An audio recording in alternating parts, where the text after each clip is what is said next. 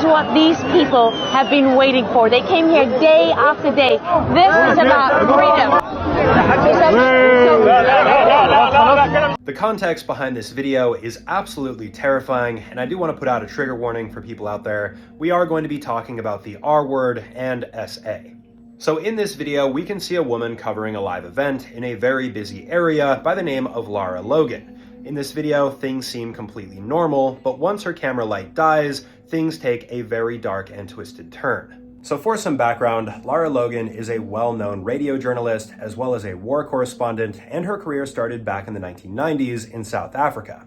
And in 2001, she became much more well-known and her profile rose after covering the US invasion of Afghanistan, and then 1 year later was offered a correspondent position at CBS, eventually being promoted to the chief correspondent. She would then spend the next 4 years reporting in battlefield scenarios, which obviously is a very sketchy place to hang out. Sometimes journalists do end up losing their lives, and mainly she was focused on Afghanistan/Iraq.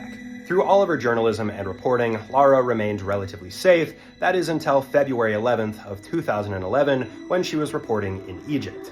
At this time, she was in Tahrir Square celebrating Hosni Mubarak's resignation, and there was a very large celebration taking place, so this seemed like a pretty safe place to do this coverage. The people in the background continued celebrating while the cameras were on, and it seemed like they were pretty accepting of her being there, but once the camera light went out, the guide that she was with told her that they needed to leave ASAP.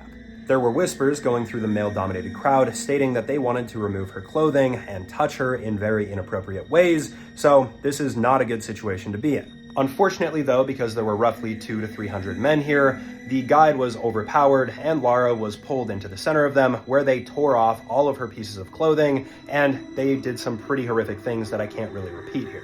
All in all, this assault lasted roughly 25 minutes, and there is a pretty terrifying 60-minute interview with Lara herself, where she goes over this in great detail, and there's even a little bit of footage there to give you guys an idea as to how terrifying this was. And while the actions from this crowd are absolutely horrible, and this is clearly not an acceptable thing to do as modern-day humans, many people after this incident were not very supportive of Lara, stating that she knew what she was doing, and the fact that she's a blonde, pretty woman working here means she shouldn't have put herself in this situation to begin with, essentially victim blaming her. And obviously, in my opinion, this is a very bad take. People should be allowed to do the jobs that they want to do, where they want to do it, and be safe.